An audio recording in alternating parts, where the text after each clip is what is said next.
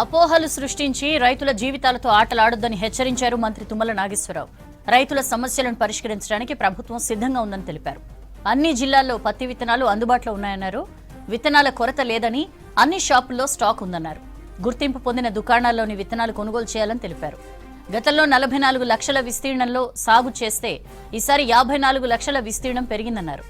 ఇప్పటి వరకు 10 లక్షల ప్యాకెట్లు మాత్రమే కొనుగోలు జరిగాయన్నారు తుమ్మల.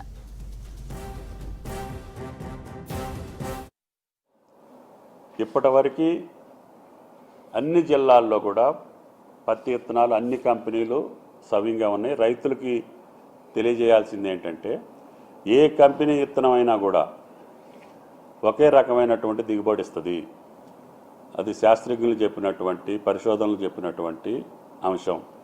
కాబట్టి ఒకే కంపెనీ విత్తనం కావాలని తెలియక ఆదుర్దా పడాల్సినటువంటి అవసరం లేదు.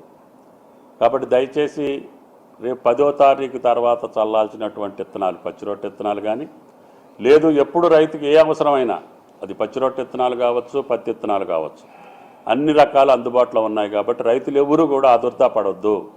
ఎక్కడా కూడా లూజ్ విత్తనాలు కొనబోకండి. అదేవిధంగా కల్తీ విత్తనాలు కొనబోకండి. ఆథరైజ్డ్ కంపెనీల దగ్గరనే మీరు విత్తనాలు కొనుగోలు చేయండి. ఆథరైజ్డ్ షాపుల్లోనే కొనుగోలు చేయండి.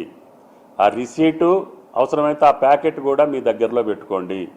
మీ పంటకు ఏదైనా ఇబ్బంది వచ్చి దిగుబడిలో కానీ జర్మినేషన్లో కానీ తేడా వస్తే తప్పకుండా ఆ కంపెనీలని మెడలు వంచైనా సరే మీకు నష్టపరిహారం ఇప్పించే అవకాశం ప్రభుత్వానికి ఉంటుంది. కాబట్టి ఎవరు కూడా కంగారు పడొద్దు, తొందరపడొద్దు. ఎవరు కూడా తొక్కిసలాట్లో కానీ క్యూలో నిలబడి తీసుకోవాల్సిన అవసరం లేదు. ఇంకా సమయం ఉంది.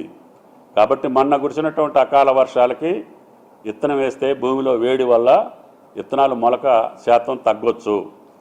కాబట్టి ఇంకొక వర్షం పడ్డ తర్వాతనే మనం విత్తనాలు వేసుకుంటాం. కాబట్టి ఈ లోపుగా తెలంగాణ రైతులకి అన్ని జిల్లాలకు సంబంధించినటువంటి అన్ని రకాల విత్తనాలు ఈ ప్రభుత్వం సిద్ధం చేసింది. కాబట్టి దయచేసి ఎవరైనా ప్రలోభ పెట్టాలనో, రాజకీయ లబ్ధి పొందాలనో, మిమ్మల్ని తప్పుదోవ పట్టించాలనో చెప్పి చేసే ప్రయత్నాలు మీరు నమ్మొద్దు అని చెప్పి తెలంగాణ రైతాంగాన్ని కోరుతున్నాం.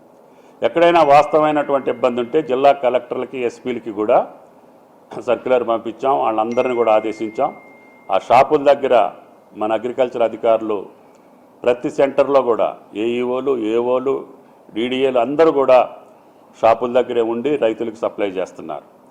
ఎక్కడైనా ఎక్కువ మంది రైతులు వచ్చిన దగ్గర దాన్ని సమన్వయపరిచి విత్తనాలు అమ్ముతున్నారు తప్ప ఎక్కడా కూడా ఈ రోజుకి రైతు మీద ఎక్కడా కూడా ఎవరూ లాఠీ జుడిపించలేదు. కానీ అమెరికాలో ఉండేవాళ్ళు, ఆస్ట్రేలియాలో ఉండేవాళ్ళు, లండన్లో ఉండేవాళ్ళు ఎక్స్ ఖాతాల్లో దాన్ని ఇక్కడ ప్రచార సాధనాలకు పంపిస్తున్నారు. ప్రచార సాధనాలను కూడా నేను కోరేది ఏంటంటే, దయచేసి రైతుల్ని ఆందోళన పరచవద్దు. రైతుల్ని ఇబ్బంది పెట్టి ఈ విత్తనం దొరకదేమో, లేకపోతే షార్టేజ్ ఉందేమో, అటువంటి అపోహలకు తావులేదు. రైతుని సకాలంలో విత్తనం వేసుకోవటానికి ఈ ప్రభుత్వం ఎంత సహకారం చేయాలంటే అంత సహకారం చేయడానికి తెలంగాణ ప్రభుత్వం సిద్ధంగా ఉంది.